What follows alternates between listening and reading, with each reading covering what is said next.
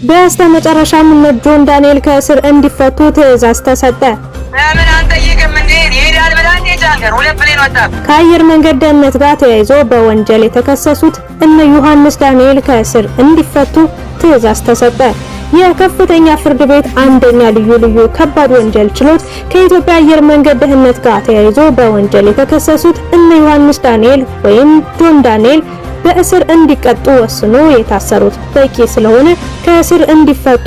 ትዕዛዝ ተሰጥቷል። የፍትህ ሚኒስቴር የተደራጁ ድንበር ተሻጋሪ ጉዳዮች አቃቢ ህግ በዮሐንስ ዳንኤል እንዲሁም አማኑኤል መውጫ፣ ናትናኤል ወንደሰን፣ ኤልያስ ድሪባና ይዲዲያ ነጻነት ላይ በነሐሴ 16 ቀን 2016 ዓ.ም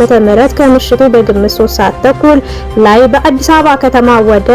መቀለ ከተማ ለመጓዝ አውሮፕላኑ ለበረራ ዝግጁ ቢሆንም የአየር ሁኔታ ለበረራ አዳጋች በመሆኑ በረራው ቢደረግም የሚደርሰው ከባድ አደጋ ለመከላከል ጉዞ ተሰርዞ መንገደኞቹ ከአውሮፕላኑ እንዲወርዱ ሲነገራቸው በረራው በግድ መደረግ አለበት አንወርድም በማለት ቀሪ ተሳፋሪዎችንም እንዳይወርዱ በመከልከል አሳምነዋል በሚል በዝርዝር ጠቅሶ ክስ አቅርቦባቸው ነበር። በተጨማሪም አቃቤ ሕግ አንደኛ ተከሳሽ ጆን ዳንኤል ላይ በ3 ክስ የኮምፒውተር ወንጀል ለመቆጣጠር የወጣውን አዋጅ ቁጥር 958/2008 አንቀጽ 13 ንዑስ ቁጥር 3 ስር የተመለከተውን ድንጋጌ በመተላለፍ ክስተቱን ቲክቶክ በተባለ ማህበራዊ ሚዲያ በተንቀሳቃሽ ምስል ቀርጾ በቀጥታ ስርጭት ማስተላለፍ የሚል ክስ አቅርቦበት ነበር።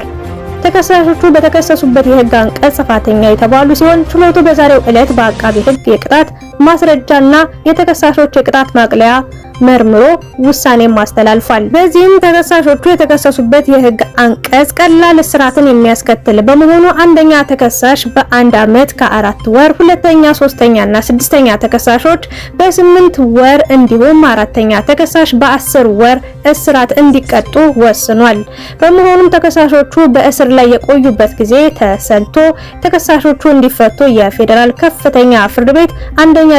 ልዩ ከባድ ወንጀል ችሎት ውሳኔውን